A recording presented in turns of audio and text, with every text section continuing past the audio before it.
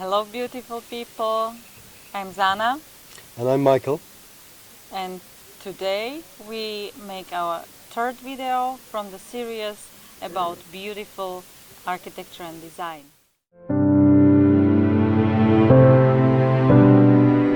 Today we speak about neuroaesthetic and biocentrism and how to apply them in architecture and design. So we'll jump straight in. And neuroaesthetics, well, both neuroaesthetics and biocentrism are fields of study that we have really dived deeply into to understand a little better. So we'd like to share some of that with you. Neuroaesthetics is an emergent field of scientific study that looks at the connection between what we see and sense in our environment and the effects it has on us, not just physiologically in our system and in our brain, in our body, but also psychologically in terms of how we see ourselves in that space or with that object. And it is a field that directly explores by measurement the impact of primarily visual but indeed all sensory influences on our system. So it began with looking at what is the result, what is happening in the brain when we look at something. And the early studies were very simple really. Subjects were hooked up to an apparatus that was able to measure the electrical and chemical activity in the brain and what parts and regions of the brain were increased blood flow, oxygen levels, activity, when they were looking at a series of images, both on screen and photographs. And there was a definite correlation. If they were looking at something that we would describe as aesthetically pleasing or beautiful, like a scene from nature, or even some constructed object or thing that was very consciously designed, nicely proportioned and so on, the measured effects in the brain would be such to indicate that there was an increase in the production of, for example, endorphins, that there was along the optical nerve which connected what they saw from the environment through their eyes, and a beautiful dance at the back of the eyes, the retina between the electrics and the chemicals, that sends a signal to the back of the brain which gives us the image that we see, which gives us this perception of reality all around us.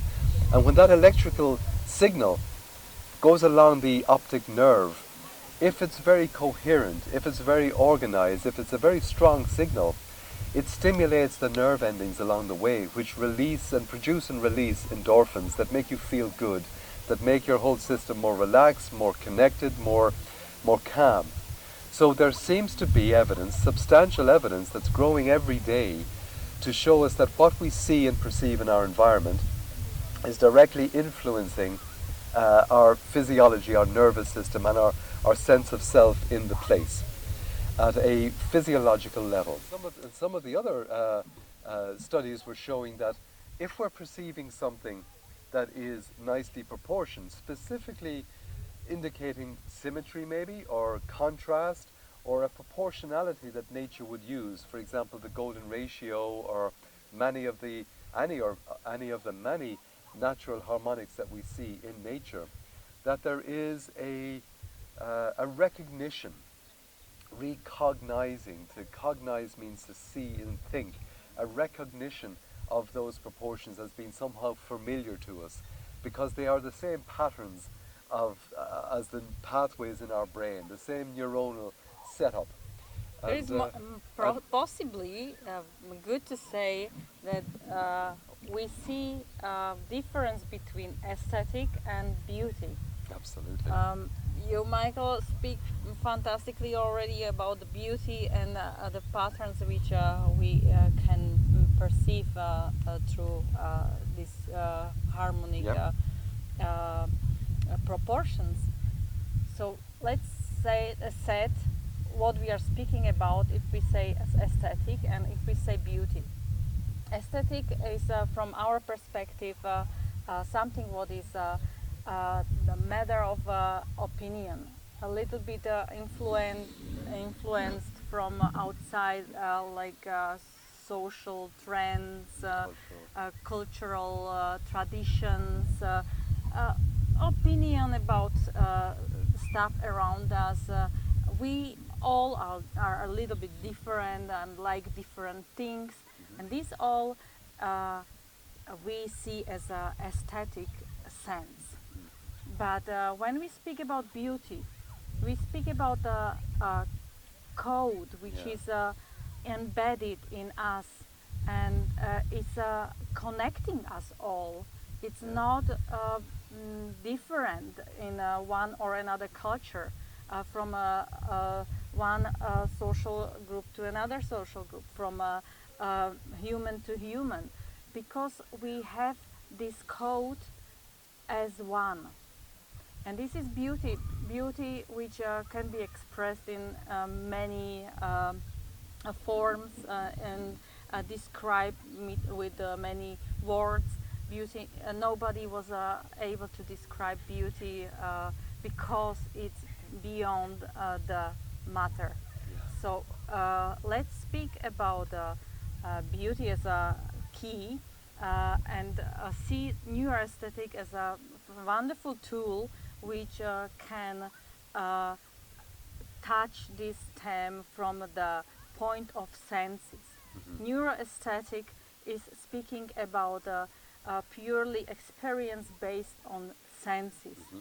So if it's seen, touch, tasting, hearing, all our senses are providing us experience which we can feel in emotional way or motoric way, something very nice to touch, or audio way, music.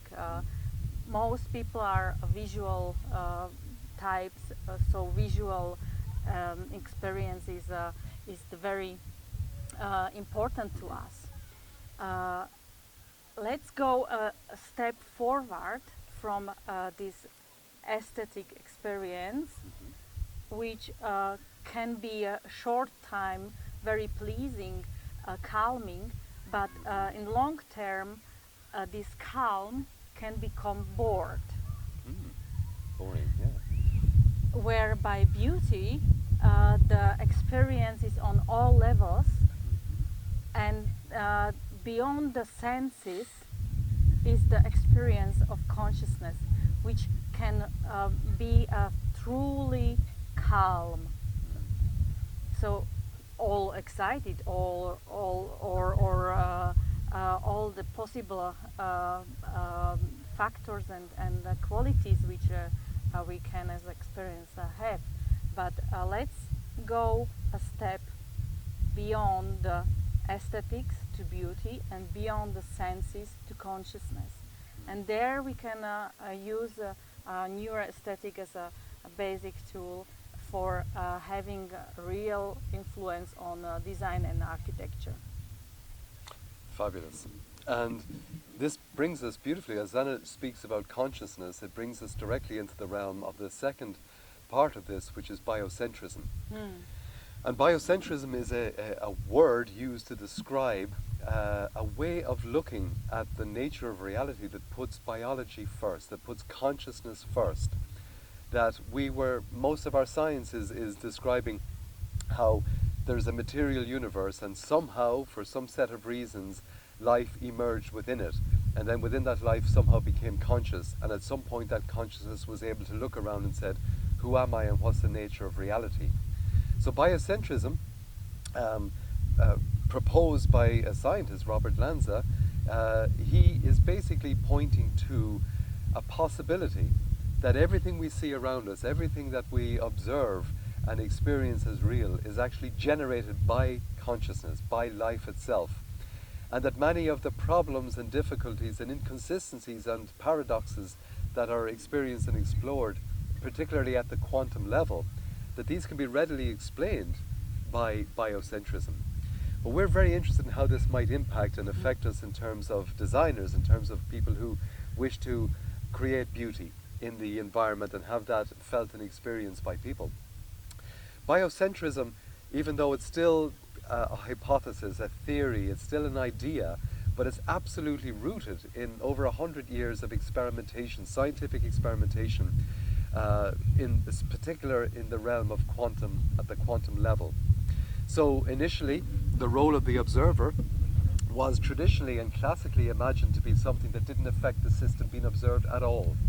But at a quantum level, the observer and how that observation is happening appears to directly influence the reality that is being measured, it is being seen. And this is most notable in the classic experiment known as the double slit. Very simply, some device was producing a photon or an electron, like a bullet's going from a gun. It hit a piece of paper or a card that had two vertical strips on it. And on the far side was a detector.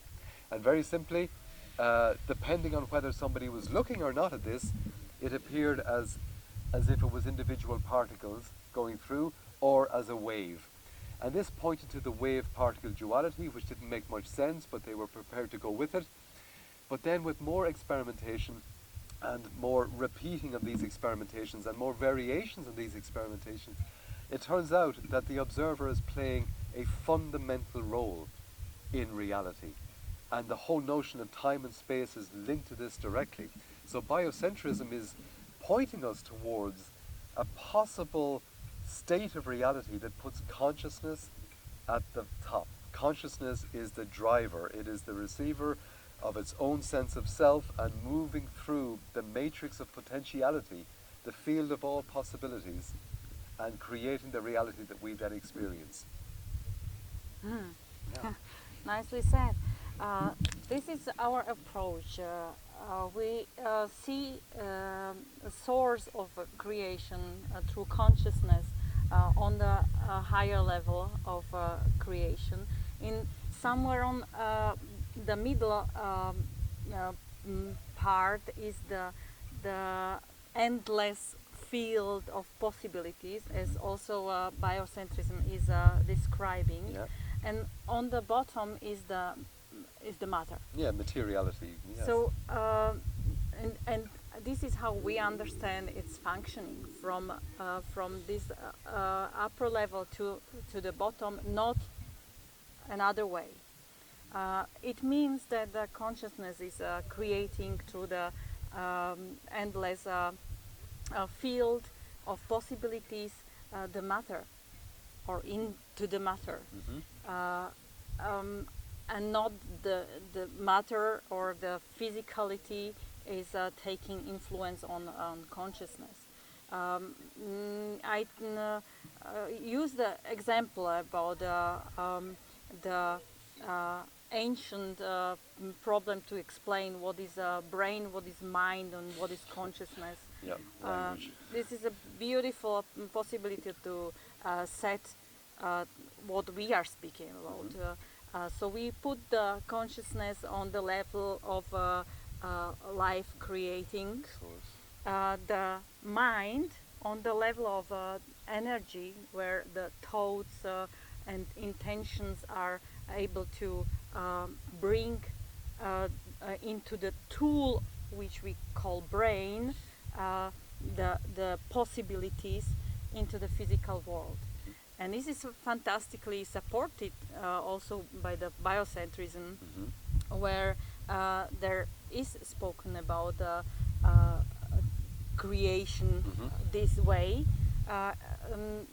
Just the most people have a problem to understand why they cannot have influence on everything around them if they are the creators. Yeah. And this is the way why, because there is only one way system, not from a bottom up. If you have some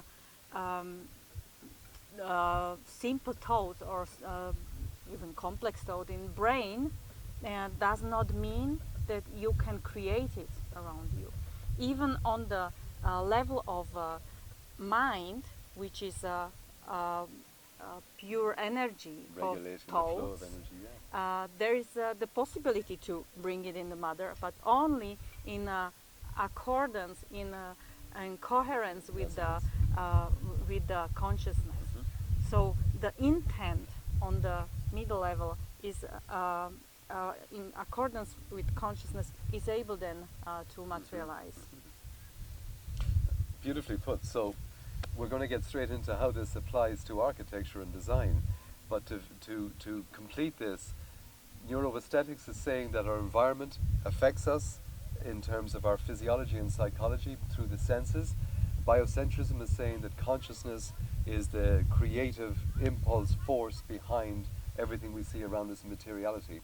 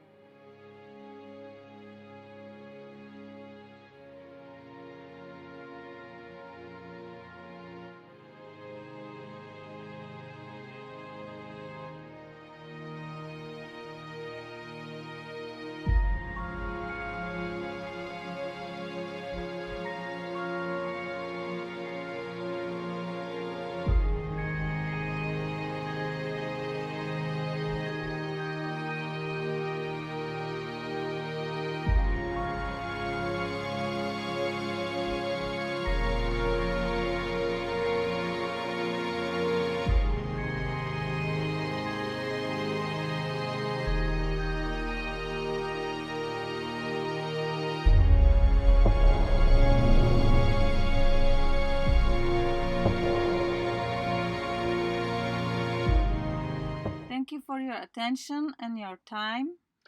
And we would love and appreciate if you like, subscribe, and share. And we'll see you again in 2 weeks for our next video, which is about holistic design and how this all comes together.